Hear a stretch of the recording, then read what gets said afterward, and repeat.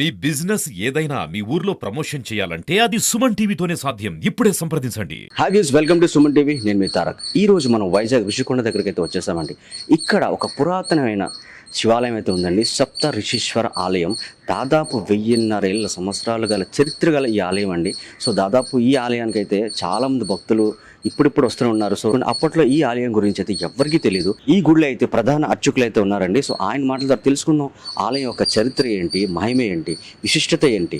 So ఒక్కసారి నాతో పాటు మీరు కూడా వచ్చేసండి. చూసారు కదండి, మనం అయితే గుడి దగ్గరికి అయితే వచ్చేసాం. ఆ పరమేశ్వరుని మనం దర్శించుకున్నాం. సో ఇప్పుడు ప్రధాన అర్చకులు అయితే మన దగ్గర ఉన్నారు. సో ఆయన మాటల ద్వారా మనం తెలుసుకుందాం అసలు ఈ గుడి చరిత్ర ఏంటి, దీని మహిమ ఏంటి, ఈ విశిష్టత ఏంటి అనేది మనం తెలుసుకుందాం. ఓకే, నమస్తే పంతులు గారు. శ్రీ గురుభ్యో నమః. హరి ఓం. వాగద్ధావివ సంపృక్తౌ వాగద్ధ ప్రతిపత్తయే జగతః పితరౌ వందే పార్వతీ పరమేశ్వరౌ. శివాయ గురవే నమః. శ్రీ గంగాబాలా త్రిపుర సుందరి సమేత సప్తర్షీశ్వరాలయ స్వామి ఇక్కడ ఋషికొండలో వేయించేసి ఉన్నారు. ఇక్కడ ఏమిటంటే స్వామి విశిష్టత అంటే సప్తఋషులు స్థాపించిన శివాలయం. అది కాక ఈ ఊరికి, ఈ గ్రామానికి ఆ పేరు కూడా ఈ శివాలయం అంటే ఋషులు స్థాపించిన కాబట్టే ఇక్కడ ఋషికొండ అనే నామధేయంతో స్వామివారు ఎప్పుడు సప్తఋషీశ్వర స్వామి అని చెప్పి వేయి చేస్తూ ఉంటారు. స్వామి చాలా మహిమగల శక్తి సంపన్నమైనటువంటి వారు కాబట్టి ఇక్కడ ప్రతి శివరాత్రికి అంటే సంవత్సరానికి వచ్చే శివరాత్రికి భక్తుల స్వహస్తాలతోని స్వామికి వాళ్ళ గర్భగుడిలోకి వెళ్ళి వాళ్ళ భక్తులకి స్వామి చేతుల మీదుగా వీళ్ళ స్వహస్తాలతో స్వామివారి మీద అక్షతలు, శ్వేతాక్షత అంటే తడిపిన బియ్యాన్ని స్వామివారికి అభిషేకం చేస్తాం. చేసిన తర్వాత భక్తులు కోరికలు తీరుస్తూ ఉంటారు ఈ స్వామివారు. కావున ఏదైనా ఇక్కడ ఇష్టది అని అంటే చరిత్ర అనేది చాలా ఉంటుంది. మనకు తెలియకుండా ఇక్కడ ఏంటంటే ఒక 7 బావులు కూడా ఉన్నాయి. 7 బావులు అంటే ఒక్కొక్క ఋషి స్థాపించిన బావులు అన్నమాట. మనకి కనిపించే విధంగా చూసుకుంటే 5 బావులు గుడి సమక్షంలో ఉంటాయి. ఒక బావి ఏమో స్వామివారి కింద ఉంటుంది. అలాగే ఇంకొక బావి కొండపైన ఋషికొండపైన ఆ కొండపైన ఒక బావి ఉంటుంది. ఇక్కడ విశిష్టత ఏంటంటే ఆ కొండపైన కనుక వేసి ఒక నిమ్మకాయ కనుక వేస్తే శివాలయంలో పక్కన ఉండే ఒక శివాలయంలో ఆ నిమ్మకాయ అనేది వస్తూ ఉంటుంది. ఆ తర్వాత నుంచి కూడా స్వామివారికి మనకి కావాల్సినవన్నీ కూడా సమకూరుస్తూ ఉంటారు. ఏమిటంటే ఇక్కడ అమ్మవారు కూడా స్వామివారితో పాటు చాలా మహిమగల అమ్మవారు. అమ్మవారికి ఒక్కొక్కరికి ఒక్కొక్క రూపంలో కనిపిస్తుంటారు. అంటే చెప్పాలనుకుంటారు పేరుకి బాలాత్రిపుర అనేది చెప్తామనే తప్ప, కాకపోతే ఇక్కడ అమ్మవారు ప్రతినిత్యము కూడా ఒక పౌర్ణమికి కానీ అమావాస్య మధ్యలోని కూడా అమ్మవారు అలా వచ్చి వెళ్తూ సంచరిస్తూ ఉంటారు. అంటే గజ్జల శబ్దం వినడం, ఆ తర్వాత జరగవలసిన అన్ని కార్యక్రమాలు జరగకపోతే కనుక వచ్చి అడగడం, ఇవన్నీ కూడా జరుగుతూ ఉన్నాయి. దాంట్లో కూడా మేము క్షేత్రంలోకి వచ్చిన తర్వాత చాలా మహిమగల దేవుడని మేము కూడా తెలుసుకొని చాలా జాగ్రత్తగా నిష్ణాతులుగా ఉండి చేయవలసిన కార్యక్రమం చేసిన తర్వాతే చేస్తూ ఉంటాము. అలాగే ప్రతి మాస శివరాత్రికి స్వామికి మాసశివరాత్రి మహాన్యాసపూర్వక రుద్రాభిషేకం ప్రదోషకాలంలోని, ఆ తర్వాత సిద్ధిబుద్ధి గణపతి అయినటువంటి వరసిద్ధి వినాయక స్వామివారు ఉంటారు. ఆ స్వామికి మేము చేయగా భక్తుల స్వహస్తాలతో కూడా అభిషేకం చేసే యోగంగా చేసి పెట్టారు. పంతులు గారు, దాదాపు ఈ ఆలయాన్ని 1,500 చరిత్ర ఉందని చెప్పేసి అంటున్నారు. సో అట్లో మునులు, ఋషులు వచ్చి ఈ ఆలయాన్ని నిర్మించారని చెప్తున్నారు. సో ఒక్కసారి మీ మాటల ద్వారా ఒకసారి తెలుసుకుందామా? 1,000 సంవత్సరాల తర్వాత నుంచి అంటే కనుక స్వామి సంకల్పం ద్వారా ఇక్కడ గుంపులుగా ఒక 100 తోడేళ్ళు వస్తూ ఉండేవట.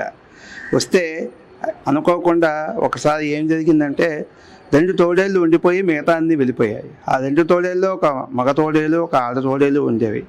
ఆ టైంలోనే కొన్నాళ్ళు పోయిన తర్వాత ఇక్కడ కూడా అవి వస్తూ ఉండగా ఒక గాజుల వివేకానందరావు గారు అని చెప్పి సంకల్ప సిద్ధి అనేది ఆయన్ని ముద్దుగా బాబ్జీగా అని పిలుస్తూ ఉంటారు ఇక్కడ వాళ్ళు. ఆయన ఇక్కడికి వచ్చి ఈ సంకల్పం అంతా చేసుకొని ఆ సంకల్ప సిద్ధితో ఏమిటనే ప్రక్రియ అంతా చూసుకున్న తర్వాత ఈ గుడి కాస్త ఉన్నత వైభవపేతంగా అన్ని జరగవలసిన కార్యక్రమాలను జరిగి ఆ తర్వాత నిత్యము కూడా ఇక్కడ చాలా విశేషంగా అంటే ప్రాతకాలాన్నే ఇక్కడ రావాల్సిన సమయంలోని ముందు దేవాలయాలు తలుపు తెరిచిన తర్వాత మొట్టమొదటిగా గణపతికి హోమం చేసి ఆ హోమం పక్కన ఉండే ధారాపాత్రలో పెట్టి ఆ వేడి వల్ల ఆ నీళ్ళని తీసుకొచ్చి అన్ని తలుపులు ఓపెన్ చేసి దీపారాధన చేసిన తర్వాత ఆ నీళ్ళని తీసుకొచ్చి ఆ ధారాపాత్రలో పోసి స్వామివారి పైన శుద్ధి చేసి ఆ తర్వాత మహాన్యాసపూర్వకంగా రుద్రాభిషేకాలు నిత్యము కూడా చేసుకుంటూ అభిషేకం చేస్తూ ఉంటుంది. కావున అంతా కూడా సవ్యంగా జరుగుతుంటుంది.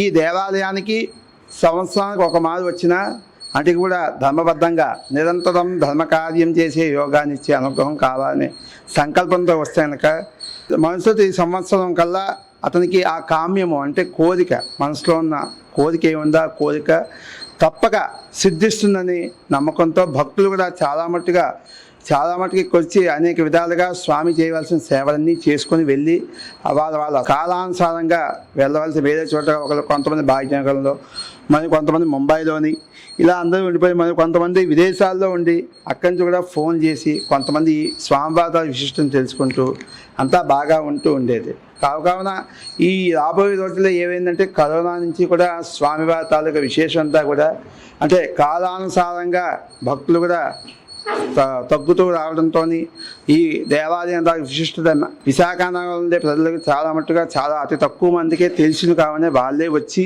ఈ దేవాలయాన్ని దర్శనం చేసుకొని ఏవైనా స్వామికి కావాల్సిన ఏవైనా ఉంటే చూసుకొని స్థితిగతులు అన్నీ కూడా చూసుకొని వెళ్తూ ఉంటారు. దీనికి ముఖ్యంగా ఆలయ ధర్మకర్తలైనటువంటి వివేకానంద గారు అంటే బాబ్జీ గారు అంటే ఇందాక చెప్పాను కదండి, సంకల్ప సిద్ధి ఏంటంటే ఆయన ఉన్నప్పుడు కూడా వైభవపేతంగా చాలా ఉండేది.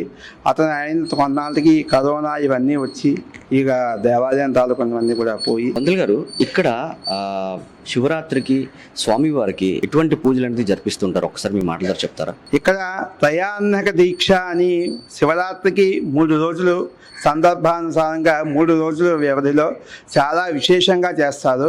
మొట్టమొదటి రోజు స్వామివారికి గణపతి పూజ, పుణ్యాహవాచనం, రక్షాసూత్రం, పంచగవ్య ప్రాసన అనే ఈ ప్రక్రియతో ముందు ప్రారంభించి ఆ తర్వాత సర్వతోభద్రమండలం అని వేసి దానిపైన స్వామివారి కలశ స్థాపన చేసి ఆ మరుసటి రోజు పొద్దున్నే మేము కూడా వేకువజామునే ముందు తొలి పూజ వినాయకుడితో ప్రారంభించి అభిషేకంతో ఆ తర్వాత వచ్చే భక్తులందరూ కూడా వారి గోత్రంతో విశేషంగా రుద్రాభిషేకం అని ప్రారంభం చేసి మధ్యాహ్న కాలం దాకా ఉంచి ఆ తర్వాత మధ్యాహ్న కాలం తర్వాత సమయంలో కూడా రెండవ రోజు మధ్యాహ్నం 2:30 ప్రాంతం నుంచి 108 అంటే అష్టోత్తర శతనామావళి అంటాం కదండి, అలాగా 108 దక్షిణావృత శంఖాలతోని స్వామికి సుగంధాభిషేకము స్వహస్తాలతో భక్తుల స్వహస్తాలతో తీసుకొని స్వామివారికి విశేషంగా అభిషేకము చేస్తాము.